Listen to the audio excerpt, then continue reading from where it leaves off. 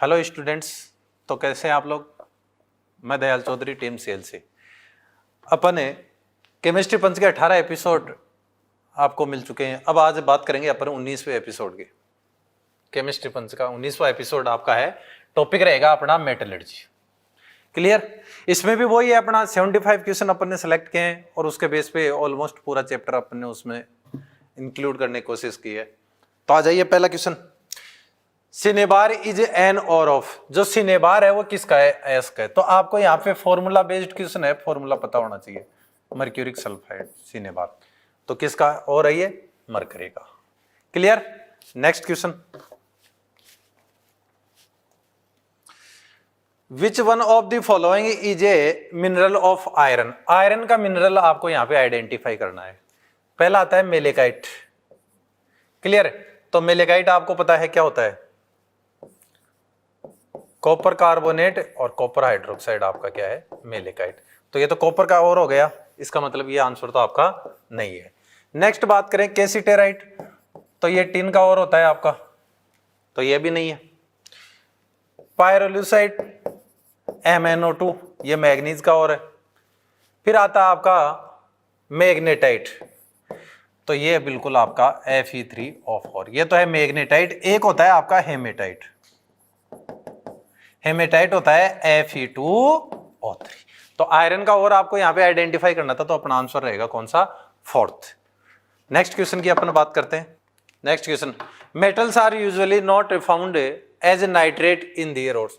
Nitrates के रूप में जो होती हैं मेटल्स, वो क्यों नहीं मिलती है नाइट्रेट और में? तो सिंपल सी चीज, जो नाइट्रेट और होते हैं, चाहे एस ब्लॉक का हो नाइट्रेट कंपाउंड, चाहे वो डी ब्लॉक का हो, चाहे पी ब्लॉक का, किसी भी मेटल का नाइट्रेट कंपाउंड हो, वो वाटर सोल्यूबल होता है। इस वजह से वो अर्थ क्रस्ट में पाई नहीं जाती। तो आपका यहाँ पे दे रहा है metal nitrate are highly unstable. नहीं, स्टेबल होते हैं ऐसी कोई बात नहीं है। Metal nitrates are highly soluble, बिल्कुल ये वाटर में सोल्यूबल है। क्लियर। तो आपका फर्स्ट वाला स्टेटमेंट तो फॉल्स है, सेकंड वाला सही है। तो A is false but B is true. तो आपका आंसर कौन सा हो जाएगा? सेकंड आंसर आपका हो जाएगा। नेक्स्ट क्वेश्चन की तरफ चलते हैं अपन। Which is not a minerals of aluminium. आपको यहां पे देखना है एल्यूमिनियम का मिनरल्स कौन सा है? एनहाइड्राइड। ये आपका कैल्शियम सल्फेट होता है। क्लियर। फिर आ जाए बॉक्साइड। आपको पता है बॉक्साइड Al2O3.2H2, तो ये एल्यूमिनियम का है। क्लियर। तो यहां पे ये वाला एल्यूमिनियम का नहीं है। बाकी और देख लेते हैं। कोरेंडम आपका क्या होता है? Al2O3, ये भी एल्यूमिनियम का है। डायस्पर, तो आपको साफ साफ पता चल रहा है ये भी किसका है? आपका एल्यूमिनियम का हो रहा है। तो आपका कौन सा है जो एल्यूमिनियम का और नहीं है? Anhydride. Next question. Calamine. Calamine zinc carbonate होता है। ये तो जिंक ब्लेंड हो गया। तो आपको किसके साथ जाना है भाई? ये और है, उनके फॉर्मूले आपको याद करने पड़ेंगे। Next question. कोरेंडम अभी बताया था, कोरेंडम क्या होता है? Al2O3। क्लियर। ये तो आपका कैल्शियम क्लोराइड हो गया, ये नहीं। तो आपका कौन सा है? कोरेंडम की बात करा है, Al2O3। Next. Which of the following statement is incorrect. आपको इनकरेक्ट स्टेटमेंट यहां पे आइडेंटिफाई करना है। पहला कह रहा है silver glass mainly contain silver sulphide. तो सिल्वर ग्लास सिल्वर सल्फाइड है क्या? बिल्कुल Ag2 है, सिल्वर सल्फाइड है। आगे गोल्ड इज फाउंड, बिल्कुल नेटिव फॉर्म में। जो लेस रिएक्टिव मेटल्स होती है ना, जैसे प्लेटिनम हो गया, पैलेडियम हो गया, गोल्ड हो गया, ये जनरली आपको ऑलमोस्ट नेटिव फॉर्म में मिलेंगे। नेटिव का मतलब होता है फ्री स्टेट में, एलिमेंटल फॉर्म में आपको मिलेंगे। क्लियर। फिर आता है zinc blende mainly contain zinc chloride. ये गलत है, क्योंकि जो जिंक ब्लेंड होता है आपका वो क्या होता है? Zinc sulphide. सल्फाइड और है, नहीं कि ये क्लोराइड और है। तो आपको यहां पे देखना था इनकरेक्ट कथन, असत्य ढूंढना था। तो असत्य कथन आपका कौन सा है? थर्ड। फिर कॉपर पायराइट बिल्कुल CuFeS2। अब आप इसको सिंप्लीफाई करेंगे तो यूं लिख सकते हैं Cu.Fes। क्लियर। तो आपका यहां पे क्या हो जाएगा? कहां गया? हाँ, ये रहा। तो ये आपका क्या है? करेक्ट है। Next question. Formula of magnetite, magnetite का फॉर्मूला आपको यहाँ पे देखना है, अभी बताया था Fe3O4, ये रहा मैग्नेटाइट। ये तो आपका आयरन पायराइट हो जाएगा, ये आपका हेमेटाइट है, ये आपका सिडेराइट है। तो आपको तो यहाँ पे क्या देखना है, मैग्नेटाइट। मैग्नेटाइट का कौन सा रहेगा, क्लियर? ये नहीं है क्योंकि ये किसका है, हेमेटाइट। ये किसका है, सिडेराइट।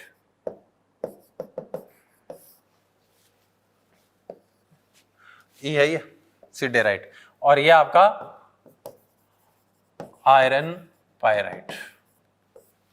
क्लियर? तो आपका कौन सा होगा, मैग्नेटाइट का fourth. Next question, aluminium is most evident in earth crust yet it is obtained from bauxite because.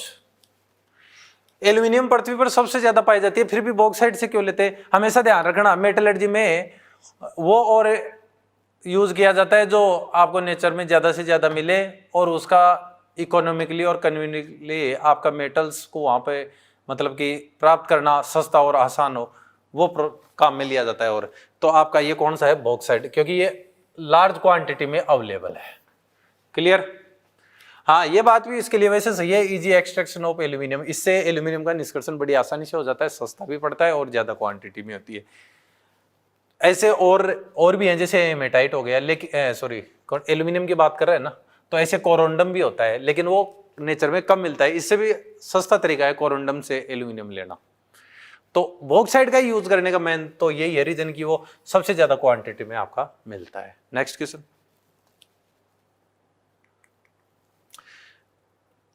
The और carnallite is represented by carnallite KCl MgCl2 6H2O, double salt होता है आपका ये।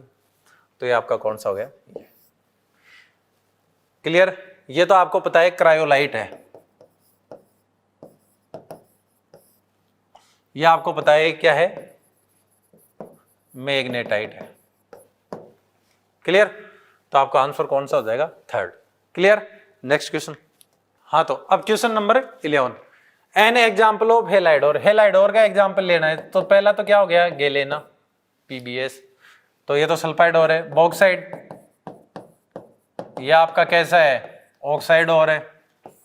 क्रायोलाइट Na3Al_F6, बिल्कुल ये halide और, इसको आप यूं भी लिख सकते हैं Na3Al_F6। तो आपका हैलाइड और कौन सा हो गया, सिनेबार, ये आपका है, ये आपको पता है HgS, मर्क्यूरिक सल्फाइड, तो ये भी सल्फाइड और है। तो आंसर हो गया fourth. Next, an important oxide और ऑफ आयरन, आयरन का इंपॉर्टेंट और बताना है, वही ऑक्साइड और। आ जाओ, हेमेटाइट, बिल्कुल हेमेटाइट से इसको प्यूरिफाई किया जाता है। मेटलर्जी के लिए कौन सा, हेमेटाइट ही यूज करते हैं आयरन की मेटलर्जी में। तो फर्स्ट आपका हो गया पायराइट, तो पायराइट आ जाओ FeS2, अगर आयरन पायराइट की बात करें तो। क्लियर? एक होता है कॉपर पायराइटिस, तो CuFeS2, ये लो। कहने का मतलब ये तो यूज नहीं है यहाँ पे एल्यूमिनियम के लिए। सिडेराइट, आयरन का ये कार्बोनेट और है, जबकि पूछा क्या है, ऑक्साइड और पूछा है। आयरन का यही है लेकिन कैसा है, कार्बोनेट और। फिर आ जाओ मेलेकाइट,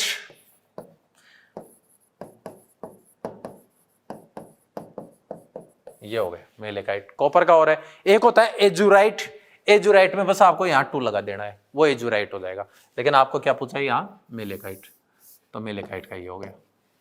समझ रहे हो ना, कॉपर का और, तो कौन सा है, ऑक्साइड और आयरन का first. Next, metallurgy is the process of, धातुक्रम एक प्रक्रिया है, सिंपल सी चीज, और से मेटल। तो आ जाओ, extracting the metals from the और से प्योर मेटल कैसे आप अचीव करते हो, कैसे मेटल आप प्राप्त करते हो, वो प्रोसेस ही आपकी मेटलर्जी कहलाती है। इसमें जितनी प्रोसेस है, वो कंसंट्रेशन हो, रोस्टिंग हो, कैल्सिनेशन हो, समझ रहे हैं ना आप, स्मेल्टिंग हो, इलेक्ट्रोलाइटिक रिडक्शन हो, क्लियर, या प्यूरिफिकेशन रिफाइनिंग का कोई मेथड, वो सारे मेटलर्जी के ही प्रोसेस है। तो आपका आंसर होएगा third. Next, the formula of hematite, अभी बताया था हेमेटाइट का फॉर्मूला कौन सा है, ये रहा। ये तो आयरन पायराइटिस का हो गया, ये आपका मैग्नेटाइट का हो गया और ये आपका किसका हो गया, सिडेराइट का हो गया। समझ रहे, ये तो किसका हो गया, सिडेराइट, ये किसका हो गया, मैग्नेटाइट, ये किसका हो गया,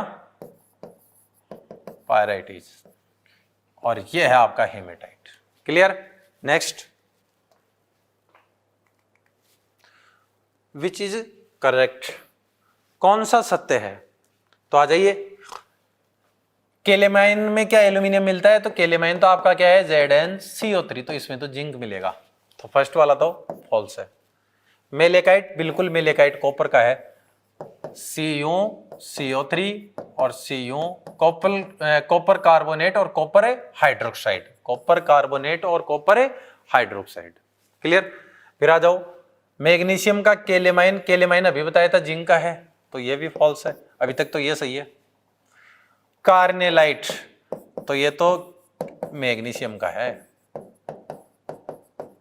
तो कौन सा सही है आपका, सेकंड यहां पे सही है।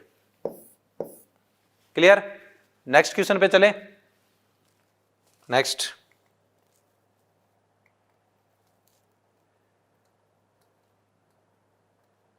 हाँ, the chief impurity present in red bauxite, red bauxite में ज्यादा क्वांटिटी में कौन सी इंप्योरिटी होती है, तो आपके बॉक्साइड दो प्रकार का होता है, एक तो रेड और एक व्हाइट। व्हाइट में तो सिलिका की इंप्योरिटी ज्यादा होती है और इसमें Fe2O3 की इंप्योरिटी ज्यादा होती है, तो आंसर रहेगा रेड बॉक्साइड में इंप्योरिटी Fe2O3 हेमेटाइट की और व्हाइट बॉक्साइड में SiO2 की, SiO2 है ये सिलिका, ये इंप्योरिटी रहेगी। नेक्स्ट, ऑल और आर मिनरल्स, ये कह रहा है कि जितने भी और हैं सारे मिनरल्स हैं, ये वाइल कर लेना इसको, while all minerals are not ores because, ये कह रहा है कि जितने भी और हैं सारे मिनरल्स हैं, लेकिन जरूरी नहीं कि सारे मिनरल्स और हो। तो सबसे पहले देखो, अर्थ क्रस्ट जो निकाला वो मिनरल्स है, अब इसमें जो भी मोटा मोटी ज्यादा इंप्योरिटी होती है उसको अलग कर दो। क्लियर है, तो इंप्योरिटी अलग होगी, उसके बाद में और मिलता है, मतलब और कौन सा है, मतलब कि वो मिनरल्स और होते हैं सिर्फ जिनसे सस्ते और आसान तरीके से ज्यादा मेटल को आप अचीव कर सके, जैसे सोइल है, उसमें भी एल्यूमिनियम है, बॉक्साइड में भी एल्यूमिनियम है, लेकिन जब दोनों से एल्यूमिनियम लेंगे ना तो मिट्टी से आपको एल्यूमिनियम कम क्वांटिटी में मिलेगा और खर्चा ज्यादा हो जाएगा, इसलिए मिट्टी सिर्फ आपका मिनरल्स है वहां पे, जबकि बॉक्साइड से अच्छी क्वांटिटी में एल्यूमिनियम मिलता है, सस्ते तरीके से मिल जाता है, प्रोडक्शन भी अच्छा होता है। तो बॉक्साइड आपका एल्यूमिनियम का और है, जबकि मिट्टी सिर्फ मिनरल्स है, जबकि सोयल और बॉक्साइड दोनों है तो मिनरल ही ना, तो एक मिनरल तो और की तरफ जा रहा है, इसका मतलब है जितने भी और हैं वो मिनरल्स हैं, लेकिन जरूरी नहीं कि सारे मिनरल्स और हो। तो देखो ये रहा, the metals can not be extracted economically from the all mineral, सभी मिनरल से मेटल्स का प्यूरिफिकेशन सस्ता नहीं होता, सुगमता से नहीं होता, तो इस वजह से ये हो गया रीजन। बाकी और भी हो सकता है कॉम्प्लिकेटेड, तो ये कोई बात नहीं, और भी आपका अर्थ क्रस्ट से ही आता है, नहीं भाई ये दो तो मैं ऑलरेडी इनकरेक्ट कर चुका हूं, इसका मतलब अपना first. Next, of the following substance the one which does not contain oxygen, ये जो दे रहे हैं इनमें देखो ऑक्सीजन किसके पास नहीं है, आपको पता है बॉक्साइड Al2O3.2H2O, इसके पास तो ऑक्साइड है, लेकिन आपको पूछा है नहीं है, तो ये वाला तो नहीं होगा क्योंकि इसमें तो है। फिर आ जाओ क्रायोलाइट, तो आपको पता है Na3AlF6, इसके अंदर ऑक्सीजन नहीं है। एप्सम सॉल्ट MgSO4.7H2O, तो ये रहा, ऑक्सीजन है इसमें बिल्कुल। डोलोमाइट MgCO3 CaCO3, ये हो गया आपका डोलोमाइट, तो इसमें भी ऑक्सीजन है, तो आपका आंसर कौन सा हो जाएगा, थर्ड इज। क्लियर। नेक्स्ट 19वां question, match the item of column first with the item of column second and assign the correct code. ठीक है, कॉलम फर्स्ट से सेकंड से मैच करना है, तो आ जाओ, साइनाइड प्रोसेस किसके लिए काम में लेते हैं, Ag और Au के लिए काम में लेते हैं कि नहीं लेते, कैसे याद करो, जैसे AU हो गया, इम्प्योर है, इसके साथ क्या मिला दिया आपने, NaCN मिला दिया, तो क्या बन जाएगा,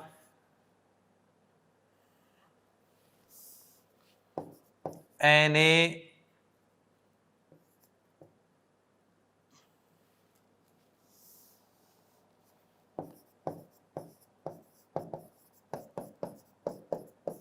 क्लियर। फिर इसमें आपने क्या मिला दिया, जिंक के टुकड़े, तो क्या आ जाएगा, Na2ZnCN four plus AU, pure आ गया ना, यही MacArthur cyanide Forrest process है। क्लियर। तो साइनाइड प्रोसेस किसके लिए, Ag और AU के लिए, तो ये रहा AU। तो फर्स्ट में तो आ जाएगा आपका फोर्थ। फिर फोर्थ फ्लोटेशन सल्फाइड और के लिए काम में आता है, ये रहा सल्फाइड और, तो इसके लिए आ जाएगा सेकेंड। इलेक्ट्रोलाइटिक रिडक्शन एल्यूमिनियम के लिए काम में आता है, ये रहा एल्यूमिनियम, इलेक्ट्रोलाइटिक रिडक्शन। फिर जॉन रिफाइनिंग सेमीकंडक्टर्स के लिए आता है, जॉन रिफाइनिंग कहां गया, ये रहा, तो ये आ जाएगा आपका फर्स्ट। क्लियर। जॉन रिफाइनिंग याद है ना, इसके अंदर प्रिंसिपल क्या है कि जो इंप्योरिटी होती है ना वो सॉलिड की बजाय लिक्विड स्टेज मतलब मोल्टन स्टेट में ज्यादा सोलेबल होती है। क्लियर। तो ये जॉन रिफाइनिंग, तो ये सेमीकंडक्टर्स के लिए आ जाता है जनरली, ठीक है, मतलब कि 13 और 14 ग्रुप वाले के लिए। तो आ जाओ फर्स्ट में फोर्थ, फर्स्ट में फोर्थ, फिर सेकेंड, फिर थर्ड, फिर फर्स्ट, अपना first answer is correct. Okay, next question. Froth flotation process is use for the concentration of, तो वही सल्फाइड और के लिए आता है, ये रहा froth flotation. Clear. Froth flotation में क्या होता है, ये इस बेस पे डिपेंड करता है कि और इंप्योरिटी इनकी वेटिंग नेचर अलग होती है, मतलब और तो आपका ऑयल में सोल्यूबल होता है जबकि आपकी इंप्योरिटी किस में सोल्यूबल होती है, वाटर में सोल्यूबल होती है। तो इसमें एक्चुअली होता क्या है, फ्रॉथ फ्लोटेशन समझ लो, यही तो होता है ना, एक कंटेनर लिया जाता है, उसमें फ्रोथिंग एजेंट, फ्रोथ स्टेबलाइजर ये मिला करके एक सॉल्यूशन बना लिया जाता है। तो जो भी आपका और होता है उसके चारों तरफ जो पाइन का ऑयल है उसका हाइड्रोकार्बन वाला पार्ट एडजॉर्ब हो जाएगा, अधिशोषित हो जाएगा, और वाटर सोल्यूबल पार्ट बाहर की तरफ। फिर फ्लोटिंग एजेंट आएगा, वो आपके इससे जुड़ करके इसको फ्लोट कर लेगा, ऐसे मिसेल फॉर्मेशन हो जाएगा। तो और का पार्टिकल अलग आ जाएगा और इंप्योरिटी नीचे रह जाएगी। तो ये किसके लिए काम में लेते हैं, सल्फाइड और के लिए। Clear. Next,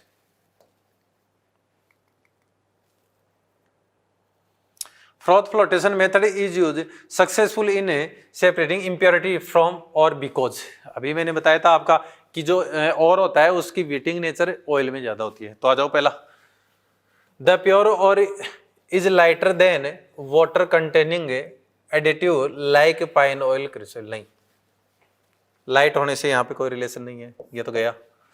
the pure ore is soluble, नहीं वाटर में सोल्यूबल नहीं होता, ये भी गया। The impurity are soluble in water containing additive like pine oil, नहीं ये भी नहीं है। फिर आपका the pure ore is not easily wetted, हाँ ये रहा, बाई वाटर, पाइन ऑयल वगैरह।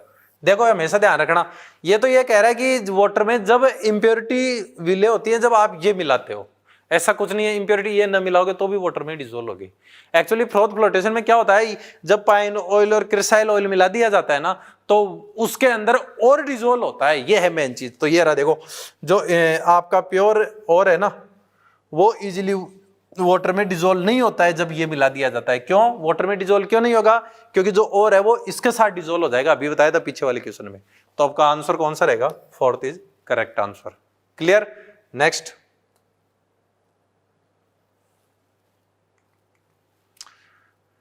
Difference in density is the basis of, अगर मान लो इंप्योरिटी और इन दोनों की डेंसिटी में डिफरेंट हो तो कौन सा मेथड काम में लेंगे कंसंट्रेशन के लिए।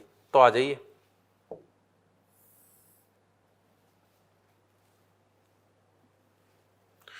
ये सरफेस एरिया ले लो, ये नत समतल सा हो गया एक, ठीक है, स्लोप वाला एरिया। अब क्या किया जाए, जो भी और है उसका वाटर में सॉल्यूशन बना के यहां मिलाओ। जब ये यहां से इसमें डिसोल्व होगा, सॉरी मतलब कि जो भी आपका और है वाटर में उसका सॉल्यूशन मिलाओ और यहाँ पे गिराओ। जब ये फ्लोट होते हुए आएगा तो जिसकी डेंसिटी ज्यादा होती है वो तो पहले रुक जाएगा, और जिसकी डेंसिटी कम होती है उसकी मोबिलिटी ज्यादा होगी तो वो आगे जाके रुकेगा। तो और आपकी इंप्योरिटी अलग अलग हो जाएंगी। मतलब कि मान लो और की डेंसिटी ज्यादा है तो और यहाँ रुक गया, इंप्योरिटी आगे चल गई। तो इस पर डेंसिटी के अकॉर्डिंग ग्रेविटेशन फोर्स लग रहा है नीचे। मतलब आप किसको यूज में ले रहे हो, ग्रेविटेशन फोर्स को, तो ये ग्रेविटी सेपरेशन होता है। तो डेंसिटी अगर अलग हो इंप्योरिटी की और की, तो उनके लिए ग्रेविटी सेपरेशन काम में लिया जाता है, जिसको हाइड्रोलिक मेथड भी कहा जाता है। जिसको क्या कहा जाता है, हाइड्रोलिक मेथड, या लेविगेशन भी इसी के लिए काम में लिया जाता है। 3 नाम हो सकते हैं इसके, लेविगेशन, हाइड्रोलिक मेथड और gravity separation. Clear? Next question. तो अपना आंसर कौन सा हो गया, 3rd। आयरन और इज कंसंट्रेटेड बाय, आयरन और किससे कंसंट्रेट किया जाता है, आयरन है तो ये मैग्नेटिक से ट्रीटमेंट से अलग होगा। कैसे? ठीक है, इलेक्ट्रोमैग्नेटिक ट्रीटमेंट देंगे इसमें। ये मतलब चुंबक मैग्नेट के बने हुए पहिए होते हैं, ठीक है। अब इनको रोटेटर से घुमाएंगे, ऊपर बेल्ट लगा होता है, और को यहां से इसके ऊपर गिराएंगे, जैसे और को यहां गिरा दिया तो और आगे जाएगा। अब जो और मैग्नेटिक नेचर रखता है, या मान लो इंप्योरिटी आपकी मैग्नेटिक और नेचर रख रही है, तो वो मैग्नेट से चिपक जाएगी इंप्योरिटी। जैसे ही मैग्नेट से ये बेल्ट अलग होगा, यहाँ पर इंप्योरिटी इकट्ठी हो जाएगी। और मान लो कि और आपका मैग्नेट से अट्रैक्शन नहीं रखता, तो इससे चिपकेगा नहीं, तो इस फीड की वजह से वो यहां आके जाके गिर जाएगा। और अगर मान लो और में मैग्नेटिक नेचर है तो और ही आ जाएगा और इंप्योरिटी आगे चली जाएगी। मतलब कि अगर और इंप्योरिटी दोनों में से एक मैग्नेटिक नेचर रखता हो तो उनके लिए हमेशा मैग्नेटिक ट्रीटमेंट काम में लिया जाता है। तो अगला बोल रहा है आयरन और है, और आयरन और में जो इंप्योरिटी है मान लो कि वो कैसी है, क्लियर, मैग्नेटिक नेचर की नहीं है। तो आपका आंसर कौन सा हो जाएगा, 4th। Next question. Leaching is a process of, leaching देखो कंसंट्रेशन मेथड में क्या होता है, मेटल की कंसंट्रेशन बढ़ाई जाती है। कैसे बढ़ाओगे, जो आपका ओर है उसमें से इंप्योरिटी निकालो, तो इंप्योरिटी निकालोगे तो ज्यादा क्वांटिटी में कौन बच जाएगी, मेटल। तो इस वजह से इस मेथड को कंसंट्रेशन मेथड कहा जाता है। मतलब कि यहाँ पर मेटल की कंसंट्रेशन बढ़ाएंगे। इसके लिए 4 मेथड काम में लिए जाते हैं। पहला मेथड आपका कौन सा हो गया, फ्रोथ फ्लोटेशन मेथड, जो सल्फाइड ओर के लिए काम में आता है। दूसरा आ गया लेविगेशन, जिसको हाइड्रोलिक मेथड भी कहा जाता है, ग्रेविटी सेपरेशन भी कहा जाता है। यह किसके लिए काम में लिया जाता है, जब इंप्योरिटी और दोनों की डेंसिटी में ज्यादा डिफरेंस हो, तब लेविगेशन, पीछे वाले में समझ लिया। फिर एक आता है मैग्नेटिक सेपरेशन, जो मैंने अभी बताया कि इंप्योरिटी या फिर और दोनों में से एक क्या हो, मैग्नेटिक नेचर रखता हो, मैग्नेट से अट्रैक्ट होता हो, सिर्फ एक, दोनों ही अट्रैक्ट होंगे तो फिर अलग नहीं कर सकते। क्लियर? तो उनके लिए मैग्नेटिक सेपरेशन। फिर एक आता है 4th method, last, leaching method जिसको कहा जाता है, या फिर केमिकल रिएक्शन भी जिसको कहा जाता है, या केमिकल मेथड मान लो। क्लियर? उसमें क्या होता है देखो, तो ये कंसंट्रेशन का, ये अगला ये तो पूछा ना कैसा है, तो कंसंट्रेशन का। तो लीचिंग मेथड देखा जाए, एक तो एल्यूमिनियम के लिए काम में लिया जाता है, बॉक्साइड ओर के लिए। कौन से, बेयर, होल, सरपेक, 3 लीचिंग मेथड है किसके लिए, एल्यूमिनियम के कंसंट्रेशन के लिए। एल्यूमिनियम में भी कौन से ओर से, बॉक्साइड ओर से। इसी प्रकार जो आयरन है, सॉरी गोल्ड है और एजी है, उसके लिए आप साइनाइड प्रोसेस काम में लेते हो, तो वो भी एक लीचिंग मेथड ही है। तो वो कंसंट्रेशन मेथड है सारे के सारे। क्लियर? तो ये हो गया 2nd answer. Next, cyanide process use, अभी बताया था एयू और एजी के लिए साइनाइड प्रोसेस काम में ली जाती है। तो आपका आंसर कौन सा हो जाएगा, 3rd। आप समझ लो इसको यूं, जैसे एजी है इंप्योर है ये, आप इस पर NaCN मिला दो तो आपका क्या बन जाएगा। बाकी वो वाटर और O2 की प्रेजेंस में वो इसके अलग अलग इशू हैं, ठीक है। ये लो, चाहे लो, Ag2S हो गया O2 की प्रेजेंस में, तो क्या बन जाएगा, Ag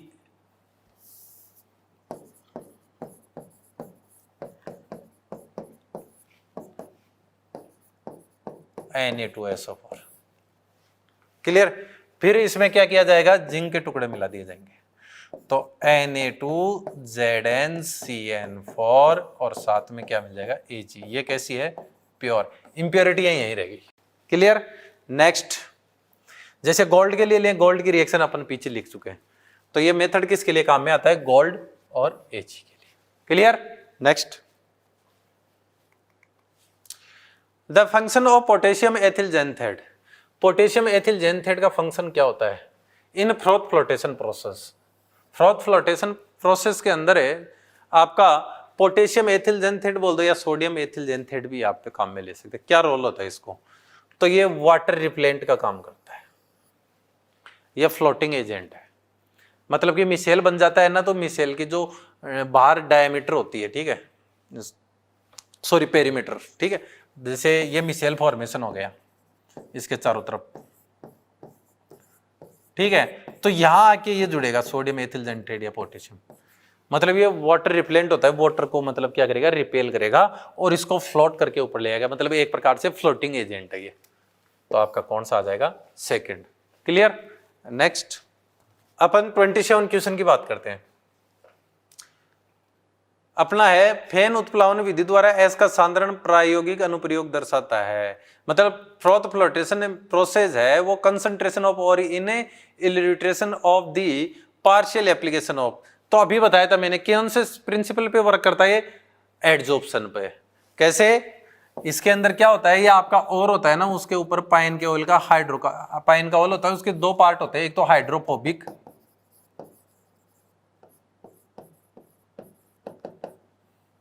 और एक हाइड्रोफिलिक।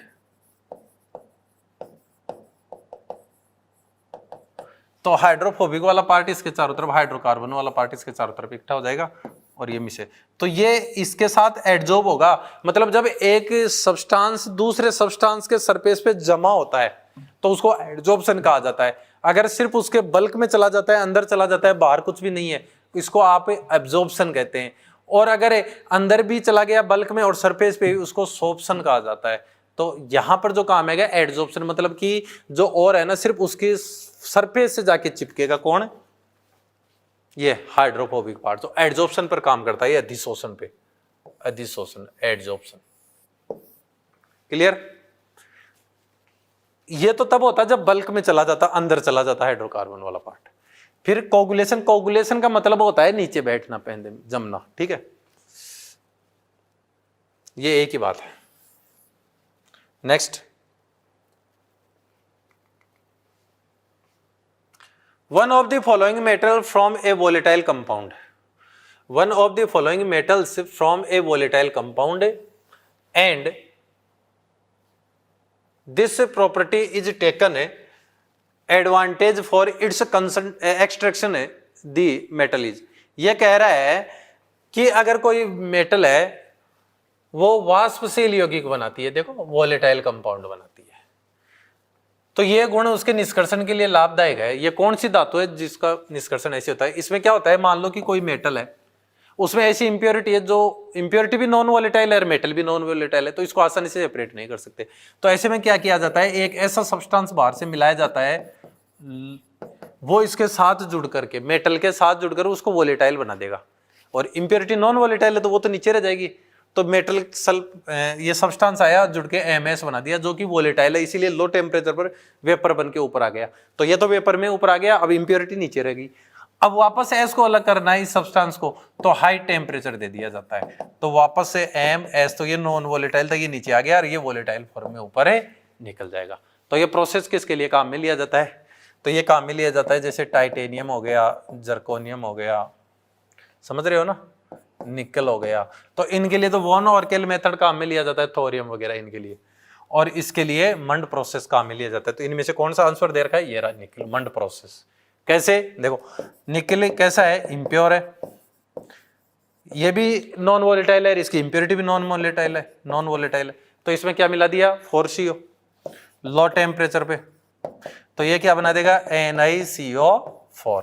ये कैसा है? वोलेटाइल है। अब हाई टेम्परेचर दे दो तो निकल अलग है और ये तो वेपर बन के निकल जाएगा। अब ये आपका प्योर कंडीशन में बच जाएगा। मंड प्रोसेस किसके लिए? निकल के लिए। तो आंसर आपका कौन सा हो जाएगा? निकल। Next, in the metallurgy of zinc flux is not used because, ये कह रहा है जिंक के धातुक्रम में गालक का यूज क्यों नहीं होता? देखो फ्लक्स वहां काम में लिया जाता है जहां पर इंप्योरिटी नॉन फ्यूजिबल होती है। मतलब दुर्गलनीय होती है, आसान से पिघलती नहीं है, मेल्ट नहीं होती है। तो इसमें तो पिघलाने की जरूरत ही ना है, क्योंकि जिंक हो गया, कैडमियम हो गया और मरकरी हो गई, तीनों ही वोलेटाइल मेटल है। कैसी हैं? वोलेटाइल। तो इनको तो पार्शियल डिस्टिलेशन से अलग कर लेंगे ना, क्लियर? क्योंकि इंप्योरिटी क्या है, उसका बॉइलिंग पॉइंट ज्यादा है और ये वोलेटाइल है, तो जब इनको हीट दोगे तो इंप्योरिटी से पहले तो ये वेपर फेज में आपको मिल जाएंगी ना, इस वजह से यहां पे फ्लक्स की जरूरत नहीं पड़ती। तो ये रहा, ये वोलेटाइल है इसलिए आसानी से इजीली सेपरेट हो जाता है, क्लियर? फ्लक्स क्या होता है? फ्लक्स बाहर से मिलाया गया वो सब्सटेंस होता है जो नॉन फ्यूजिएबल इंप्योरिटी के साथ जुड़कर उसको फ्यूजिएबल बनाता है, मतलब दुर्गलनीय इंप्योरिटी को गलनीय इंप्योरिटी बनाता है, जिसको आप स्लैग कहते हो, धातुमल या कीट कहते हो, clear? Next, the following reaction take place in the blast furnace in the preparation of impure iron. Identify the reaction pertaining to the formation of the slag. यह बताना है कि जब आप ब्लास्ट फर्नेस में आयरन का क्या करते हो, एस मेल्टिंग करते हो या उसका रिडक्शन करते हो, तो कौन सी रिएक्शन है जो स्लैग बनाती है? ये रहा, ये तो आपका है flux. Calcium oxide metallic oxide है तो बेसिक नेचर का है, तो ये बेसिक फ्लक्स है। एसिडिक इंप्योरिटी को दूर करता है, नॉन मेटेलिक ऑक्साइड है इसलिए एसिडिक है, तो ये आपकी इंप्योरिटी है। और ये आपका स्लैग है जिसको धातुमल या कीट कहा जाता है, तो इसी की बात कर रहा है ये, clear? Next, flux is used to remove. Flux देखो, फ्लक्स क्या होता है? नॉन फ्यूजिएबल इंप्योरिटी को फ्यूजिएबल बनाता है। तो फ्लक्स आपके तीन प्रकार के होते हैं, एक तो होता है एसिडिक फ्लक्स, जैसे SiO2 हो गया, ये एक एसिडिक फ्लक्स है, ये बेसिक इंप्योरिटी को दूर करता है। हमेशा ध्यान रखना, जो सब्सटेंस मिला रहे हो उसकी जो भी नेचर है वही फ्लक्स है। जैसे ये एसिडिक नेचर का है इसलिए इसको एसिडिक फ्लक्स कहते हैं। एसिडिक फ्लक्स हमेशा बेसिक इंप्योरिटी को दूर करता है। कैसे? मान लो कैल्शियम ऑक्साइड ये इंप्योरिटी है, तो ये फ्यूजिएबल नहीं है, तो सिलिका ये आपका एसिडिक फ्लक्स है, इसके साथ मिलेगा और CaSiO3 स्लैग ये बना लेगा, फ्यूजिएबल है, अलग हो जाएगा। ऐसे दूसरा आता है बेसिक फ्लक्स, जैसे कैल्शियम ऑक्साइड। अब आपको हो गया कि ये तो इंप्योरिटी थी, तो हर में इंप्योरिटी थोड़ा, ये मान लो किसी में सिलिका की इंप्योरिटी है तो वहां पे कैल्शियम ऑक्साइड फ्लक्स का काम कर जाएगा। तो यहाँ पे कोई फिक्स नहीं होता कि ये फ्लक्स ही है, दूसरे की इंप्योरिटी नहीं बन सकती। एक की इंप्योरिटी दूसरे के फ्लक्स का काम भी कर सकती है। तो कैल्शियम ऑक्साइड आपका बेसिक नेचर का है, बेसिक फ्लक्स है, ये एसिडिक इंप्योरिटी को अलग करेगा। इसकी जब रिएक्शन होगी तो वही चीज, ये तो आपका क्या हो जाएगा? फ्लक्स है, और SiO2 आपकी इंप्योरिटी होगी, और ये मिल गए CaSiO3 स्लैग बन जाएगा, ऐसे, क्लियर? एक होता है न्यूट्रल फ्लक्स, ये क्या करते हैं? इलेक्ट्रोलाइट जो भी आपका, उसके मेल्टिंग पॉइंट को कम करते हैं और कंडक्टेंस को बढ़ाते हैं। ये काम किसका है? न्यूट्रल फ्लक्स का। कौन हो सकता है? जैसे ये क्राइलाइट Na3Al6, फ्लोरोस्पार CaF2। ये जो होल हेराल्ड प्रोसेस में एल्यूमिना का जब इलेक्ट्रोलाइटिक रिडक्शन करवाया जाता है तो एल्यूमिना के मेल्टिंग पॉइंट को कम करने के लिए और उसकी कंडक्टेंस को बढ़ाने के लिए ये मिलाए जाते हैं। ये है न्यूट्रल फ्लक्स, क्लियर? तो आपका आंसर क्या है? एसिडिक इंप्योरिटी को भी हटाएगा ये, बेसिक को भी हटाएगा, ठीक है? तो both, first and second, clear? Next,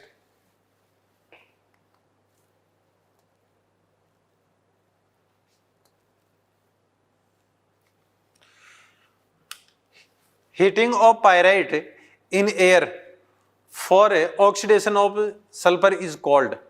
यह कह रहा है पायराइट को सल्फर के ऑक्सीकरण के लिए वायु में गर्म करना कहलाता है, तो रोस्टिंग। फिर heating of ore in presence of air to remove sulphur impurity, या एयर की प्रेजेंस में सल्फर की इंप्योरिटीज को हटाना, यह प्रोसेस क्या होता है? रोस्टिंग। मतलब सल्फाइड औरों के लिए रोस्टिंग काम में लिया जाता है। मतलब जैसे पायराइट की बात कर लिया तो CuFeS2, इसके लिए रोस्टिंग मतलब एयर की प्रेजेंस में गर्म करना है आपको, तो Cu2O FeO Cu2S FeS और SO2, ये प्रोडक्ट आपके बनने वाले हैं। क्लियर? तो ये किसके लिए काम में लिया जाता है? जैसे जिंक सल्फाइड है O2, तो जिंक ऑक्साइड प्लस SO2, मतलब सल्फाइड और के लिए हमेशा रोस्टिंग काम में ली जाती है। और जो कार्बोनेट और हो गए जिनमें पहले से ऑक्सीजन है, मतलब जैसे कार्बोनेट और हो गया आपका, क्लियर है, सल्फेट और हो गया आपका, क्लियर है, इन सब के लिए आपकी क्या काम में लिया, या हाइड्रेटेड और हो गया, ऑक्साइड, इनके लिए आपका क्या काम में लिया जाता है? कैल्सिनेशन काम में लिया जाता है। क्लियर? तो आपका आंसर यहां पे क्या आएगा? ये रोस्टिंग। फिर नेक्स्ट क्वेश्चन की तरफ चलते हैं अपन। Thomas slag, calcium phosphate Thomas slag होता है, waste material of steel industry. Clear? जब आयरन की मेटलर्जी करते हैं ना आप, तो वहां पे जब एस मेल्टिंग की जाती है तो वहां से एक थॉमस स्लैग आपका बेसिमराइजेशन, भाई आयरन की मेटलर्जी करने के बाद में पिग आयरन को फिर आप क्या करते हो? बेसिमराइजेशन आप जहां वहां पे करते हो, बेसिमीकरण जहां किया जाता है, वहां पे थॉमस स्लैग आपको मिलता है। क्लियर? तो ये है वो थॉमस स्लैग। नेक्स्ट, जो फर्टिलाइजर का काम करता है, ये ध्यान रखना, विच इज नॉट बेसिक फ्लक्स, ये रहा सिलिका, एसिडिक नेचर का ये, इस वजह से ये बेसिक फ्लक्स नहीं है। इसको तो आप टेम्परेचर दो, CaO और CO2, ये रहा बेसिक फ्लक्स है। लाइम बेसिक फ्लक्स है, और ये खुद ही लिख रहा है बेसिक फ्लक्स है। Clear? Next, the substance which is mixed with the ore for removal impurities is treatment termed as, वह पदार्थ जो एस्क में अशुद्धियों के निष्कासन हेतु फ्लक्स, अरे ये तो खुद इंप्योरिटी है गैंग। कैटालाइसिस तो रिएक्शन को क्या करता है? इफेक्ट डालने के लिए, मतलब कि प्रमोट करने के लिए, या फिर समझ रहे हैं? तो कैटालाइज तो क्या किया जाता है? रिएक्शन की स्पीड को कम ज्यादा करने के लिए काम में लिया जाता है। स्लैग क्या है? ये तो खुद इंप्योरिटी है। मतलब क्या होता है? इंप्योरिटी प्लस फ्लक्स, ये मिलके क्या बनाते हैं? आपका स्लैग बनाते हैं। तो मिलाया क्या इंप्योरिटी हटाने के लिए? फ्लक्स, अभी पढ़ा था ना, तो answer flux. Clear? Next question,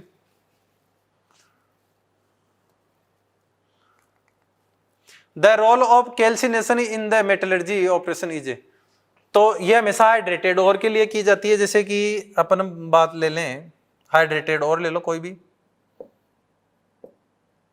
ZnCO3, जैसे अपन बात करें Al2O3 ले लो, 2H2 है, हाइड्रेटेड है, इसमें वाटर है, तो ले लो कैल्सिनेशन। मतलब इसमें क्या किया जाता है? कैल्सिनेशन में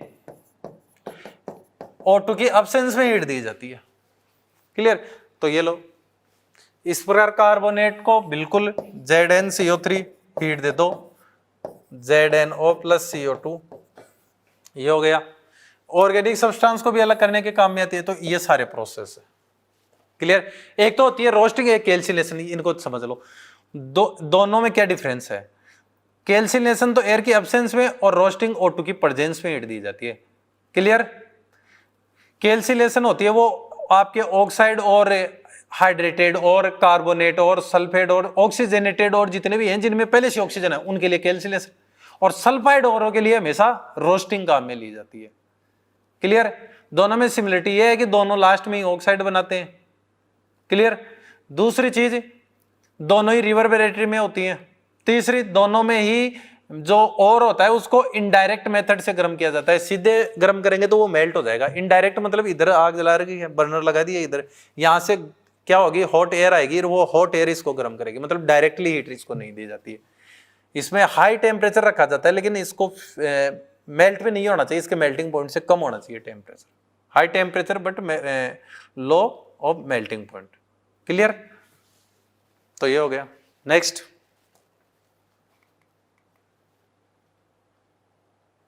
ए substance which react with gangue to form fusible mineral is called. यह कह रहा है कि एक पदार्थ जो गैंग के साथ अभिक्रिया करके गलनीय पदार्थ बनाता है, अभी बताया था, flux. Clear? Next, purpose of smelting of an ore is, एक एस के प्रगलन का उद्देश्य क्या है? रिडक्शन करना।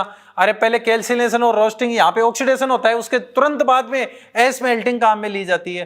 तो वो किस लिए ली जाती है? जो ऑक्साइड और है उसका क्या कर सको आप? रिडक्शन कर सको। और यहाँ पे रिड्यूसिंग एजेंट के तौर पर कार्बन काम में लिया जाता है स्मेल्टिंग में। ठीक है, तो आ जाइए, reduce it. Clear?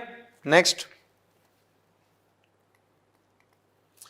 The reaction है, क्लियर, ये रिएक्शन दे रखे, is the metallurgical process of zinc is called, sulphide और है O2 की प्रेजेंस में, टेम्परेचर लगा देना, O2 की प्रेजेंस में इसको हीट दे रहा है, ये प्रिंटिंग एरर है, यहाँ पे हीट का साइन आएगा। ठीक है, तो इस प्रोसेस को क्या बोलते हैं? अरे अभी बताया था, रोस्टिंग, एयर की प्रेजेंस में हीट देना, रोस्टिंग किसके लिए? सल्फाइड और के लिए। क्लियर? नेक्स्ट, कैल्सिलेशन मैंने आपको बता ही दिया। कपलेशन, कपलेशन का और देख लो फिर यहीं पे। कपलेशन उनके लिए काम में ली जाती है जिसमें बोन एस का बना हुआ होता है, ये कंटेनर किसका बना होता है? बोन एस का। और यहाँ पे उनके लिए काम में ली जाती है जिनमें इंप्योरिटी की ऑक्सीजन के साथ बॉन्डिंग नेचर ज्यादा हो, जैसे लेड अर्जेंटिफेरस, ये लो। अब यहाँ पे क्या होता है, एजी के अंदर मान लो लेड की इंप्योरिटी है, तो आपको इसको, इस कंटेनर में होल्स होते हैं, बोन एस का बना होता है, यहाँ से हॉट एयर आएगी, तो यहाँ पे क्या करेगा, ये ऑक्सीजन के साथ रिएक्शन करके पीबीओ और पीबीओ2 बना लेगा। तो कुछ तो ये अब्जॉर्ब कर लेगा, यही एब्जॉर्ब कर लेगा, और कुछ यहाँ से वेपर फेज में निकल जाएगा, और प्योर एजी आपका यहाँ मिल जाएगा। तो ये क्या है? कपलेशन है। क्लियर? एस मेल्टिंग आपको पता है, तो आपका यहाँ पे ये क्या था? रोस्टिंग था।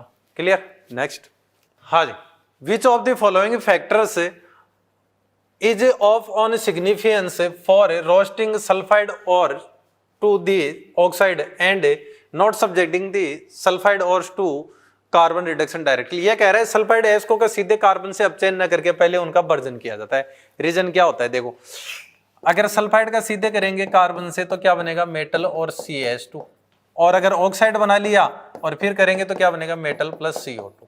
तो हमेशा ध्यान रखना, इसके कंपैरिजन में ये वोलेटाइल ज्यादा होती है, तो ये आसानी से निकल जाती है, तो रिएक्शन मोर फॉरवर्ड होती है, तो ये फास्टली होगी और इजी होगी, कम खर्चा आएगा। क्लियर? दूसरी चीज, सल्फाइड ज्यादा स्टेबल होते हैं थर्मोडायनेमिकली, ये कम स्टेबल होते हैं, तो ये इधर जाना ही नहीं चाहते। क्लियर? क्योंकि मोर स्टेबल है। तो आ जाओ, पहला तो कह रहा है CO2 इज थर्मोडायनेमिक, बिल्कुल CO2 है ना, वो थर्मोडायनेमिकली ज्यादा स्टेबल होता है इसके कंपैरिजन में, तो ये बात तो सही है। धातु सल्फाइड है, metal sulphides are less stable than cross bonding होना, ये बात गलत है, और यही पूछा है, नॉट इंपॉर्टेंट। फिर COH2 बिल्कुल ये मोर वोलेटाइल है CH2 के कंपैरिजन में, तो ये बात तो सही है ना, अपने को तो इनकरेक्ट देखना है, तो ये भी सही है, इनकरेक्ट सिर्फ ये हुआ है। Metal sulphide are thermodynamically more stable, बिल्कुल CH2 से थर्मोडायनेमिकली ज्यादा स्टेबल है, तो उधर नहीं जाना चाहते ये, तो ये बात भी सही है, तो अपना आंसर हो जाएगा second. Clear? Next, matte contain mainly, matte में क्या होता है? CuS और FeS, ये तो होता है ना कॉपर मेट, ये आ गया Cu2S, sorry Cu2S plus FeS। Next, when copper pyrite is roasted in excess of air, mixture of Cu or FeO is formed. FeO is present an impurity, this can be removed during reduction of CO। जब CO का reduction किया जाता है तो FeO impurity को अलग कैसे करेंगे? ये बेसिक है, तो एसिडिक मिला दो SiO2, तो क्या बन जाएगा? FeSiO3 फ्लक्स, तो इसमें एसिडिक इंप्योरिटी मिलाई जाती है SiO2। Clear? Next, which of the following reaction taking place in blast furnace is endothermic process. Blast furnace में एंडोथर्मिक कौन सा है? ये 3 कर लेना इसको भाई, प्रिंटिंग में एरर है, ये लो, इसको हीट देनी पड़ती है, तब ये डिकम्पोजिशन रिएक्शन जितनी भी होती हैं वो एंडोथर्मिक होती हैं। बाकी यहाँ पे कंबसन हो रहा है, ये रिडक्शन आपका कैसा होता है? यहाँ पर एक्सोथर्मिक प्रोसेस होती है, ये भी आपका एक्सोथर्मिक प्रोसेस है, तो ये है endothermic process. Next, a metal obtained directly by roasting of its sulfide ore। Sulphide S से वर्जन के द्वारा सीधे ही धातु, तो ये होती है मरकरी सल्फाइड। क्यों? इसको आप सीने बार को रोस्टिंग करो तो ये क्या बनाता है HgO प्लस SO2, लेकिन ये लेस स्टेबल होता है, ये तुरंत Hg प्लस O2 में आपका टूट जाएगा। इसलिए इसके डायरेक्ट रिएक्शन हमेशा यही लिखी जाती है Hg plus SO2 plus O2, balance नहीं कर रहा हूं, तो डायरेक्टली मेटल कौन सा बनाता है Hg। क्लियर? बाकी ये डायरेक्टली नहीं होता, इसमें जब इसके सल्फाइड और की जाती है तो ये बनता है Cu2O प्लस SO2, फिर ये दोनों आपस में रिएक्शन करते हैं Cu2S प्लस Cu2O और फिर 6Cu प्लस SO2, ऐसे बनता है। ऐसे ही PbO की बात करें तो ये भी PbS प्लस O2 तो बनता है PbO प्लस SO2, फिर ये इसके साथ रिएक्शन करता है PbS प्लस PbO और ये मिलके बनाते हैं Pb प्लस, ऐसे। समझ रहे हो नहीं समझ रहे हो? और जिंक की बात करें तो जिंक में क्या होता है, जिंक सल्फाइड है, वो रोस्टिंग की बात करें तो सल्फाइड और का ही होगा, इसलिए ये काम में ले रहा हूं। O2 की प्रेजेंस में हीट करो जिंक ऑक्साइड प्लस SO2, फिर इसका कार्बन के द्वारा रिडक्शन करवाएंगे तब जाके आपकी क्या बनेगी मेटल। तो आपका आंसर कौन सा हो गया Hg। Clear? Next, aluminium is extracted from alumina by electrolysis of a molten mixture, तो इसमें Al2O3 होता है, बिल्कुल सही बात। कैल्शियम फ्लोराइड होता है एंड ये गया Al2O3 KF नहीं, Al2O3 cryolite fluorspar, that is right. तो third option is correct. Next question, the metal oxide which can not be reduced to metal by carbon is, निम्न में से कौन सी धात्विक ऑक्साइड को कार्बन के द्वारा धातु को अपचयित नहीं करते?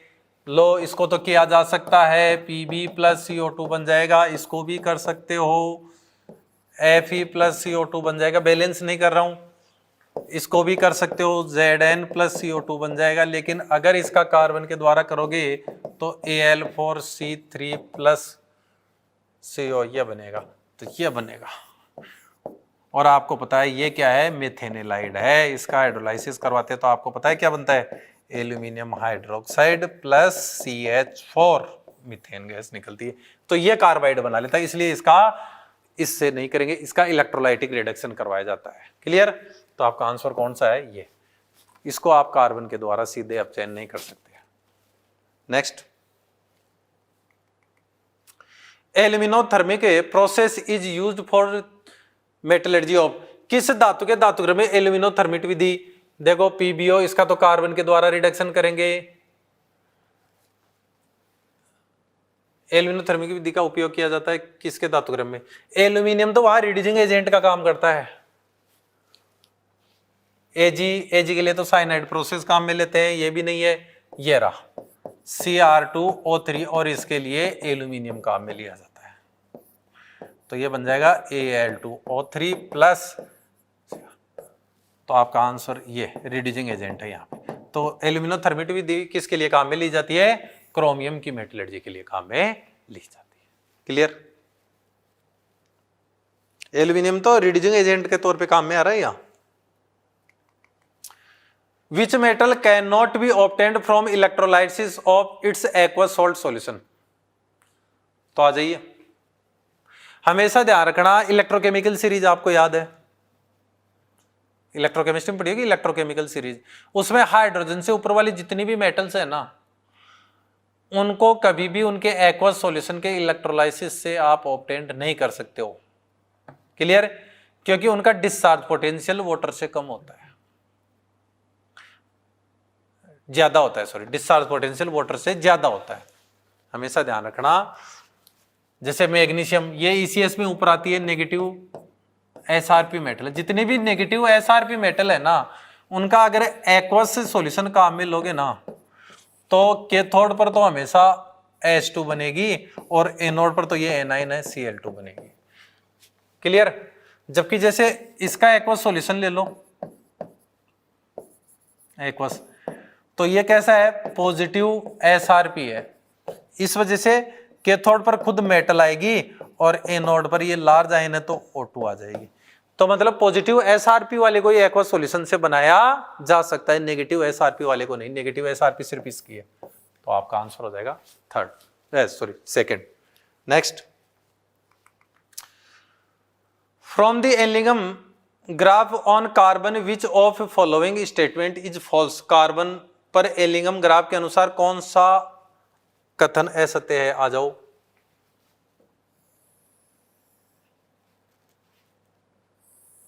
इनका एलिगम डायग्राम देखना।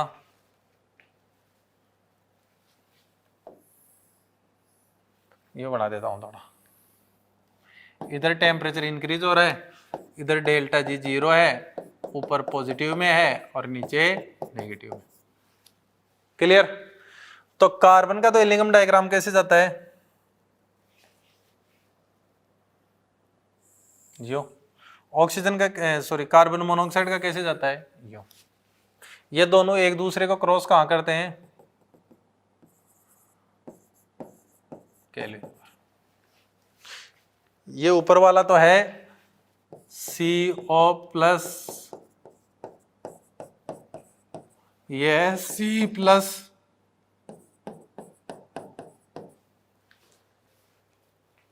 क्लियर? तो देखिए जो नीचे होता है ना वो अच्छा रिड्यूसिंग एजेंट होता है। इस चीज को आपको हमेशा ध्यान रखना है। जैसे जैसे ग्राफ ऊपर जा रहा है ना, इसकी स्टेबिलिटी कम होती जा रही है, और इसमें जैसे जैसे ग्राफ नीचे आ रहा है इसकी स्टेबिलिटी बढ़ती जा रही है।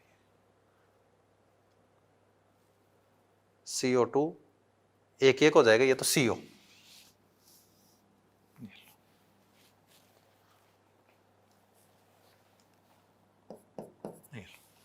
ये तो होता है ना इनका एलिगम डायग्राम। अब आ जाओ पीछे। 900, ये कह रहा है CO2 is more stable than CO at less than 983। तो आ जाइए, 983 से टेम्परेचर अगर कम है तो नीचे अगर आप किसका है? CO2 का। तो CO2 ज्यादा स्टेबल है, CO कम स्टेबल है। तो अपना ऑप्शन क्या कह रहा है? CO2 is more stable than CO, कि CO2 ज्यादा स्टेबल है CO से। 983 से कम, बिल्कुल CO2 ज्यादा स्टेबल है क्योंकि उसका ग्राफ नीचे है। फिर CO reduce Fe2O3 Fe at less than 983 kelvin पर CO रिड्यूस, बिल्कुल नीचे वाला रिड्यूसिंग एजेंट। तो इससे कम टेम्परेचर पर नीचे ग्राफ किसका है? CO का। तो CO अच्छा रिड्यूसिंग एजेंट है। CO is less stable than CO2 at more 983। तो इससे ज्यादा टेम्परेचर हो गया तो ज्यादा हो गया तो ज्यादा ही स्टेबल CO है। तो आ जाओ, CO इज लेस स्टेबल, गलत बात। CO तो ज्यादा स्टेबल है, इससे ज्यादा टेम्परेचर जाते हैं क्योंकि CO का ग्राफ अब क्या है? नीचे। तो आपको फॉल्स स्टेटमेंट देना था, ये आ गया। CO is reduce Fe2O3 to Fe reduction zone. Reduction zone का टेम्परेचर हमेशा 983 से कम होता है, तो वहां पे हमेशा रिड्यूसिंग एजेंट का काम CO ही करेगा। तो ये बात भी आपकी सही है। तो कौन सा स्टेटमेंट है जो इनकरेक्ट है? थर्ड स्टेटमेंट आपका इनकरेक्ट है। Clear? Next question. High purity copper metal is obtained. High purity से अगर लेना है तो इलेक्ट्रोलाइटिक रिडक्शन होता है। ये रहा, क्या लिया जाएगा? Electrolytic reduction. नेक्स्ट,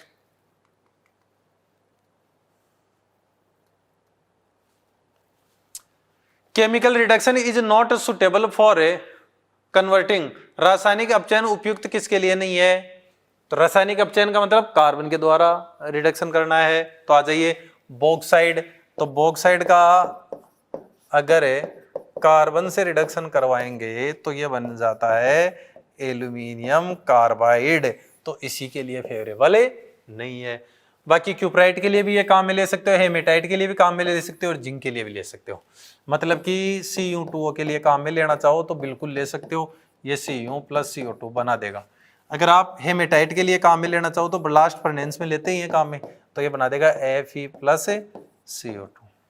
इसके अलावा जिंक ऑक्साइड के लिए भी आप कार्बन के द्वारा रिडक्शन करवा सकते हो, जिंक प्लस CO2। तो किसके लिए काम में नहीं ले सकते? सिर्फ इसके लिए। क्यों? क्योंकि यहां पे कार्बाइड बन जाएगा। Clear? Next, thermite process is used to extract metal. Thermite विधि का उपयोग धातु के निष्कर्षण में होता है। बिल्कुल, when their oxide can not be reduced, जब किसी के ऑक्साइड को कार्बन से रिड्यूस नहीं कर सकते तो दूसरा रिड्यूसिंग एजेंट काम में लिया जाता है, जैसे एल्यूमिनियम। थर्माइट विधि में एल्यूमिनियम रिड्यूसिंग एजेंट काम में आता है। तो ये फर्स्ट ही आपका करेक्ट है। क्लियर? फिर और देख लो आगे वाले, when their carbonate do not yield oxide by thermal decompose, तो कार्बोनेटों के लिए तो ये काम में नहीं लिया जाता, तो ये तो कह नहीं सकते कि भाई कार्बोनेट को डिकम्पोज नहीं कर पा रहे तो थर्माइट विधि उसको डिकम्पोज कर देगा, नहीं। दूसरा सल्फाइड, पहले ऑक्साइड के लिए काम में आता है ये भी, तो सल्फाइड अगर रोस्टिंग से ऑक्साइड बना ही नहीं पाया है तो उसका फिर थर्माइट कैसे काम में लोगे ना, ये बात भी सही नहीं है। और हाई मेल्टिंग पॉइंट वालों के लिए भी ये काम में नहीं लेते, उनके लिए तो कार्बन ही काम में आएगा फिर ब्लास्ट फर्नेस में। क्लियर? तो आपका कौन सा आंसर होगा यहाँ पे? First. Next, to obtain chromium from chromic oxide, chromic oxide से क्रोमियम लेना है तो कौन सा मेथड काम में लोगे? ये रहा, एल्यूमिनोथर्माइट प्रोसेस। अभी तो बताया था ना, इसमें क्या होता है, Cr2O3 की आप एल्यूमिनियम से रिएक्शन करवा दो तो क्या बन जाएगा, Cr(Al2O3). क्लियर? तो आपका आंसर कौन सा आ जाएगा? First. Next, which method of purification is represented by equation, वही नॉन वोलेटाइल है इम्प्योरिटी, और ये एक ऐसा सब्सटेंस मिला है कि ये वोलेटाइल हो गया, फिर हाई टेम्परेचर पे तोड़ के अलग कर लिया। वेपर फेज स्टेज वाला ही तो है ना ये, वेपर फेज रिफाइनिंग मेथड। तो ये आपका कौन सा है? टाइटेनियम के लिए, जर्कोनियम के लिए, थोरियम के लिए, यूरेनियम के लिए, इन सब के लिए वॉन ऑर्केल मेथड काम में लिया जाता है, ये वॉन ऑर्केल मेथड है।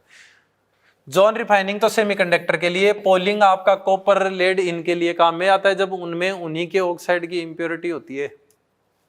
फिर कपलेशन बताया था, जिनमें इंप्योरिटी की ऑक्सीजन से बॉन्डिंग ज्यादा होती है, जैसे Ag+Pb के लिए काम में लेंगे, क्योंकि Pb इंप्योरिटी है जिसकी ऑक्सीजन से बॉन्डिंग ज्यादा है।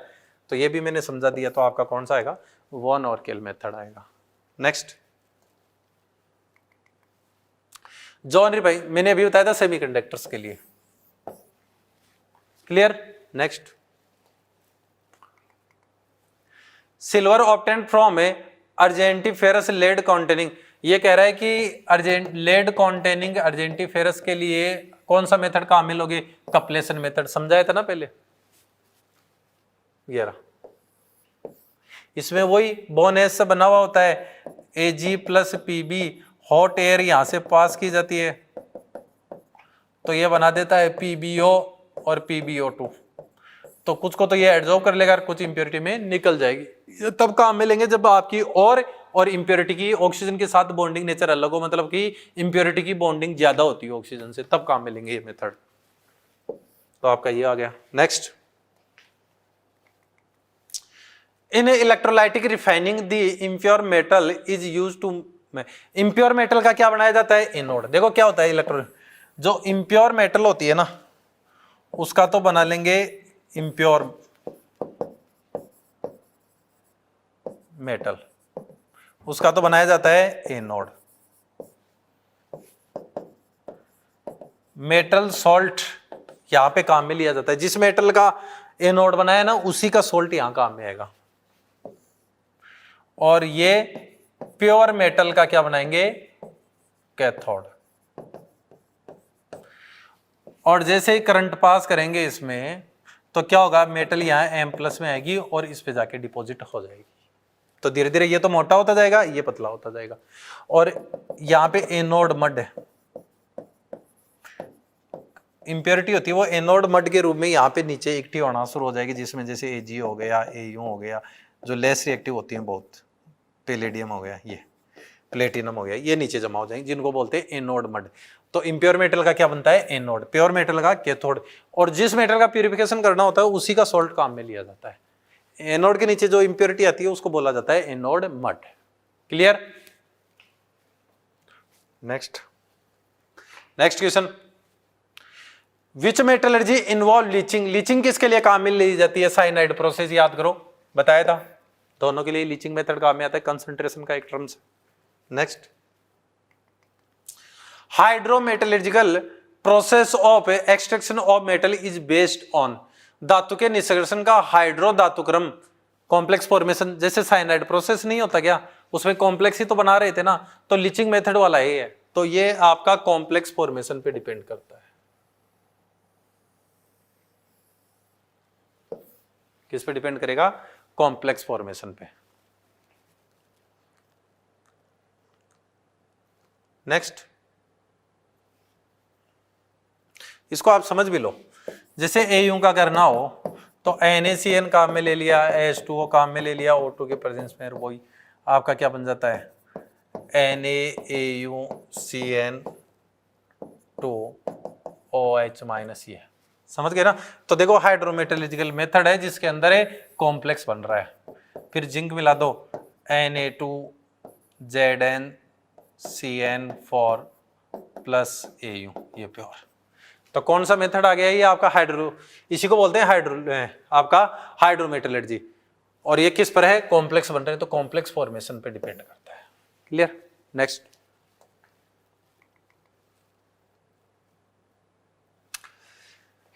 Method use for obtaining highly pure silicon use as semiconductor है। सेमीकंडक्टर के लिए तो जॉन रिफाइनिंग सोचना ही नहीं है, ये रहा जॉन रिफाइनिंग।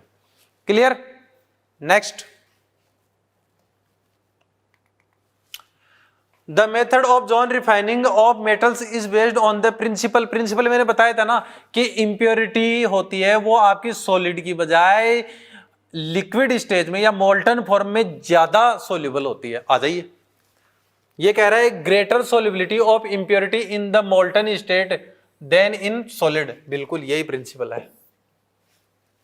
क्लियर? तो आपका आंसर आ गया first. Next, which is correct? Correct देखना है आपको। आ जाइए, कह रहे गेलेना, ये ना गेलेना तो होता है PbS, ये क्या है फिर? ये है मैग्नेसाइट। फिर कैसिटेराइट, गलत, ये तो है डोलोमाइट। तो कैसिटेराइट क्या होता है? कैसिटेराइट होता है टिन का और है SnO2, जिसमें वोल्फ्रामाइट की इंप्योरिटी होती है। डोलोमाइट, ये रहा कैसिटेराइट, डोलोमाइट ये है डोलोमाइट। तो मैग्नेसाइट, ये रहा बिल्कुल मैग्नेसाइट MgCO3, ये आपका करेक्ट है। क्लियर? नेक्स्ट पे चलते हैं अपन। The incorrect statement among the following is, incorrect statement आपको यहां पे देखना है। पहला कह रहा है hydrogen is used to reduce NiO, nickel oxide, बिल्कुल इससे रिडक्शन कर सकते हैं आप। क्या बनाएगा? NiH2O, बिल्कुल ये आपका सही है। Zirconium is refined by van Arkel, बिल्कुल टाइटेनियम, जर्कोनियम, इनके लिए जॉन रिफाइनिंग मेथड काम में लिया जाता है, सही बात है। फिर है सल्फाइड एस्क गेलेना को, बिल्कुल सल्फाइड और उसके लिए आपका फ्रोथ फ्लोटेशन मेथड काम में आता है। फिर कह रहा है आयरन की मेटलर्जी में SiO2, ना इसको फ्लक्स काम में नहीं लेते, अगर ये ले लेंगे तो ये फिर तो आपका आयरन को क्या बना देगा? FeSiO3, नहीं, तो वहां काम में लिया जाता है CaO, कैल्शियम ऑक्साइड। और इसमें इंप्योरिटी होती है इसकी, तो आयरन में इंप्योरिटी होती है सिलिका की, और फ्लक्स काम में लिया जाता है ये, तो बन जाता है CaSiO3 स्लैग। समझे? तो आपका कौन सा? ये गलत है, रॉन्ग स्टेटमेंट ही आपको यहां आइडेंटिफाई करना था। नेक्स्ट क्वेश्चन,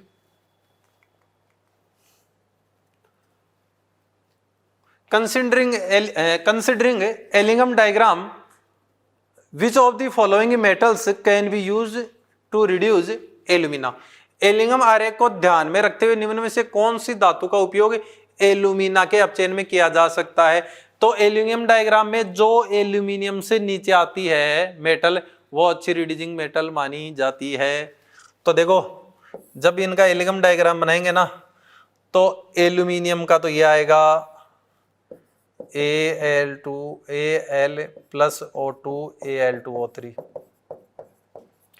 आयरन का इससे ऊपर रहेगा, जिंक का यहां रहेगा ZnO, देखा जाए कॉपर का तो यहां रहेगा सबसे कम, ये तो कॉपर के लिए आएगा, कॉपर प्लस O2 का आ गया, फिर ये आयरन का आ गया, ये सॉरी उसका, हाँ जिंक का, और ये आयरन का आ गया, और ये मैग्नीशियम का आ गया। तो नीचे वाला ऊपर वाले का रिडक्शन कर सकता है, तो मैग्नीशियम रिडक्शन करेगा एल्यूमिनियम ऑक्साइड का, तो इसको काम में लिया जाए। एलिगम डायग्राम देख लेना ये, clear. Next, in the aluminothermite process aluminium act as reducing agent का काम करता है। कब से बता रहा हूं, एल्यूमिनोथर्माइट में ये रिड्यूसिंग एजेंट का। कैसे, जैसे Fe2O3 ले लो, इसका एल्यूमिनियम से मैंने करवा दूं तो क्या बनता है, Al2O3 प्लस Fe। तो देखो ये तो +3 से किस में गया है, 0 में, तो इसका तो क्या हुआ है, रिडक्शन। और ये 0 से गया है +3 में, इसका क्या हुआ है, ऑक्सीडेशन। तो ये आपका क्या हो गया है, रिड्यूसिंग। जिसका ऑक्सीडेशन होता है वो रिड्यूसिंग एजेंट होता है, clear. Next, among the following statement the incorrect one is, incorrect देखना है। ये कह रहा है कैलेमाइन और सिडेराइट है, इनकरेक्ट देखना है कैलेमाइन और सिडेराइट कार्बोनेट और है। तो देख लेते हैं कैलेमाइन क्या होता है, ZnCO3, बिल्कुल ये बात तो सही है। सिडेराइट क्या होता है, FeCO3, ये भी कार्बोनेट और है, ये बात तो सही है भाई। नेक्स्ट, अर्जेंटाइट Ag2S सल्फाइड और है, क्यूप्राइट CuF क्यूप्राइट Cu2, ये ऑक्साइड और है। तो ये स्टेटमेंट ही आपका फॉल्स है, क्लियर। दोनों यहाँ पे ऑक्साइड और नहीं है, ये सल्फाइड और आ गया। जिंक ब्लेंड, तो जिंक ब्लेंड ZnS सल्फाइड और है। पायराइट CuFeS2, कॉपर पायराइट ले लो चाहे आयरन पायराइट ले लो, दोनों के दोनों कैसे हैं, सल्फाइड और है। तो जिंक ब्लेंड भी सल्फाइड और है, पायराइट भी सल्फाइड और है, ये बात सही है। मेलेकाइट और एजुराइट और ऑफ कॉपर, कॉपर क्या और है, बिल्कुल सही, CuCO3 और Cu, ये लो कॉपर का और ही तो है मेलेकाइट। और एजुराइट बताना हो तो यहां 2 लगा दो, तो ये भी कॉपर का ही और है। तो आपका कौन सा आंसर है यहाँ पे, थर्ड, सॉरी सेकंड आंसर आपका गलत है, क्योंकि अर्जेंटाइट आपका सल्फाइड और है, क्यूप्राइट ऑक्साइड है, जबकि दोनों को यहाँ पे ऑक्साइड बोल रहा है। Next, electrolyte reduction of alumina to aluminium by Hall Heroult process is carried out. Hall Heroult विधि द्वारा एल्यूमिना से विद्युत अपघटन अपचयन द्वारा एल्यूमिनियम बनाने में प्रयुक्त होता है। तो आपको पता है क्रायोलाइट की उपस्थिति में, जो कि इसके मेल्टिंग पॉइंट को क्या करता है, कम करता है। तो आपका आंसर कौन सा हो जाएगा, third, clear. Next, roasted gold और, ठीक है कोई दिक्कत नहीं, यहां आ जाओ। तो इसके साथ कराओगे तो x बनेगा, गोल्ड दे रहा है, रोस्टेड और मतलब कि AU की बात कर रहा है, तो यहां पे x बन जाएगा AuCN2-, ये तो x हो गया। फिर जिंक मिला दोगे तो जिंक बन जाएगा आपका ZnCN4-2। कौन सा आंसर है, first answer is correct, clear. Next, extraction of zinc from zinc blende is achieved by, zinc blende से जिंक का निष्कर्षण किसके द्वारा होता है, ये आ गया आपका जिंक ब्लेंड। तो इसमें O2 तो जिंक ऑक्साइड बनेगा और SO2, फिर रिडक्शन बाय कार्बन, तो Zn प्लस CO2। तो पहले तो रोस्टिंग और फिर रिडक्शन, तो रोस्टिंग फॉलोड बाय रिडक्शन, पहले रोस्टिंग और फिर उसके बाद में रिडक्शन बाय कार्बन, तो आपका second. Next, sulphide ore are common for the metals, sulphide ore में कौन पाया जाता है, एक तो ये रहा अर्जेंटाइट, कॉपर ग्लांस मान लो, या कॉपर पायराइटिस, गैलेना मान लो, ये पाए जाएंगे सल्फाइड और में। यहाँ पे ये दो तो सल्फाइड और में हो जाएंगे, लेकिन ये ऑक्साइड और बनाता है। वैसे ही यहाँ पे ये आपका ऑक्साइड और बनाता है, ये दो तो सल्फाइड बना देंगे। यहाँ पे देखा जाए ये सल्फाइड बना देगा, ये कार्बोनेट और होता है, कार्बोनेट या फिर हेलाइड, और ये सल्फाइड बना देगा। तो तीनों तो सिर्फ यहां पर फर्स्ट वाला ऑप्शन आपका सही होगा। Clear. Next, which one of the following ore is best concentrated by froth flotation method. फेन प्लवन विधि द्वारा निम्न में से कौन सा सर्वाधिक सांद्रित, फेन प्लवन से, फ्रोथ फ्लोटेशन से, सल्फाइड और पहला आ गया सिडेराइट FeCO3, ये तो कार्बोनेट है, इसका तो लेविगेशन करेंगे। गेलेना PbS, बिल्कुल ये सल्फाइड और है, इसके लिए काम में लिया जाएगा। मैग्नेटाइट Fe3O4 है, ये तो ऑक्साइड और है। मेलेकाइट CuCO3 CuOH, ये भी आपका कार्बोनेट और हाइड्रोक्साइड है। सिर्फ सल्फाइड और के लिए फ्रोथ फ्लोटेशन काम में लिया जाता है, तो answer second. Next, the ore the contain both iron and copper, मतलब ऐसा और जिसमें आयरन भी हो और कॉपर भी हो। ओहो, आ जाओ देखते हैं। Malachite CuCO3 CuOH2, dolomite MgCO3 और CaCO3, ये रहा CuFeS2, आयरन भी है और कॉपर भी है। एजुराइट, ये एजुराइट हो जाएगा 2CuCO3 CuOH, तो कौन सा है ये। नेक्स्ट, मैच करना है फर्स्ट को सेकंड के साथ। सिडेराइट, सिडेराइट क्या होता है भाई, FeCO3, तो ये तो किसका है, आयरन का, तो इसके लिए तो C। फिर केओलोनाइट, ये होता है आपका Al2O3 SiO2 और H2O2, एल्यूमिनियम का है ये, तो ये किसका है, एल्यूमिनियम, एल्यूमिनियम का है D। इसको कई बार यूं भी लिख देता है भाई, देख लो, Al2O8 Al2SiO2O8 Al2Si2O8 H2H2O, यूं भी लिख देता है कई बार इसको, या फिर यूं दे देता है Al2Si2O5OH4, कैसे भी दे सकता है, कुल मिला के एल्यूमिनियम का हो रहा है। क्लियर। फिर मेलेकाइट, मेलेकाइट क्या होता है आपका, CuCO3 और CuOH, तो ये तो कॉपर का हो रहा है। मेलेकाइट कहां गया, कॉपर, B। फिर केलेमाइन, केलेमाइन आपको पता है ZnCO3, तो ये जिंक का हो रहा है। तो पहले में तो C, दूसरे में D, फिर B और फिर ये आपका थर्ड आंसर यहां पे क्या हो जाएगा, सही हो जाएगा।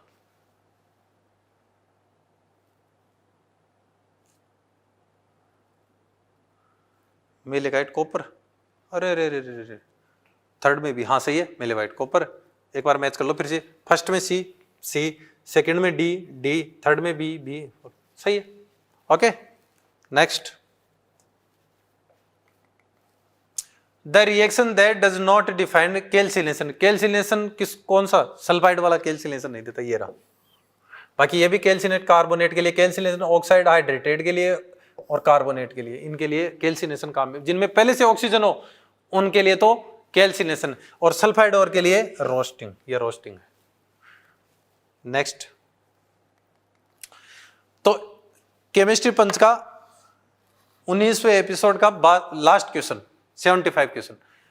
The idea of froth flotation method comes from a person x, यह कह रहा है जो फ्रोथ फ्लोटेशन मेथड है उसका आइडिया एक पर्सन एक्स है उससे आया है, and this method is related to the process Y, और ये जो मेथड है वो प्रोसेस वाई से रिलेटेड है, of ore X, of ore की जो वाई प्रोसेस है उससे रिलेटेड है, X and Y are respectively, X और वाई क्या है।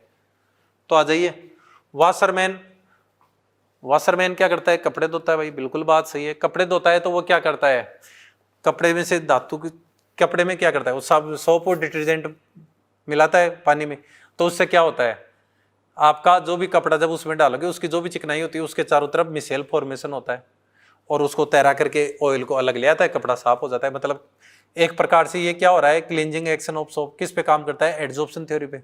क्या है, एक प्रकार से फ्रोथ फ्लोटेशन ही तो हो रहा है ना, यहाँ झाग वाग बन रहे हैं और यहाँ से जो चिकनाई है ऑयल है उसको अलग किया जा रहा है। तो और ये कौन सा मेथड, फ्रोथ फ्लोटेशन मेथड क्या होता है, एक कंसंट्रेशन टर्म्स होती है। तो वो तो है एक्स, तो वॉशरमैन है, तो उससे आइडिया है वॉशरमैन से जैसे वो कपड़े धोता है वैसे सल्फाइड ओरों को पानी में मिलाया जाता है, उसके अंदर फ्लोटिंग एजेंट मिला दिए, फ्रोथर एजेंट मिला दिए जाते हैं, फ्रोथ स्टेबलाइजर और फ्लोटिंग एजेंट। तो जैसे साबुन कपड़े की धुलाई होती है, ठीक उसी प्रकार से ये और को भी क्या किया जाता है, यहाँ पे वॉशिंग की जाती है। देखो सिंपल सी चीज यूं समझो, दोनों का कंपैरिजन करके देखो। इसमें क्या किया, पानी है, साबुन वाबुन मिला दिए, तो जो कपड़ा होता है उसकी चिकनाई होती है, उसके चारों तरफ साबुन का हाइड्रोफोबिक पार्ट आके इकट्ठा होता है कि नहीं होता, और ऐसे चिकनाई अलग हो जाती है। ठीक वैसे ही कंसंट्रेशन जो टर्म्स होती है फ्रोथ फ्लोटेशन मेथड, उसमें क्या होता है, और होता है उसके चारों तरफ क्रिसाइल ऑयल हो गया या पाइन ऑयल, उसका हाइड्रोफोबिक पार्ट आके चिपक जाता है, एडजॉर्ब हो जाता है, मिशेल फॉर्मेशन हो जाता है, फ्लोटिंग एजेंट आकर के इसको यहाँ से चिपका के अलग ले आता है। दोनों सेम प्रोसेस है ना। तो वो तो हो गया वॉशर में वुमेन, और वो कंसंट्रेशन टर्म्स है, फ्रोथ फ्लोटेशन मेथड काम में आ रहा है तो वो कंसंट्रेशन टर्म्स है आपका सेकंड आंसर। ठीक है, ये आपका एपिसोड 19 कंप्लीट। अब आपका एक एपिसोड और बचा है, 20वां एपिसोड, कौन सा, जिसमें अपन पीप लॉ का डिस्कस करेंगे, तो जल्दी वो भी आपको मिल जाएगा। क्लियर, बस आपको सेल्स के साथ बने रहना है, साथ के साथ पढ़ते चलो। एग्जाम में पोस्टपोन्ड हुई है इसका मतलब ये नहीं कि वो कैंसिल हो गई है, तो बस अपनी स्टडी को बीच के अंदर लूज मत डाल देना, बस जिस कंटिन्यूटी से पहले पढ़ते आए हो ना बस पढ़ते रहिए, और आपको जल्दी जेईई मेन के पेपर्स का सॉल्यूशन भी प्रोवाइड हो जाएगा। Okay, thank you.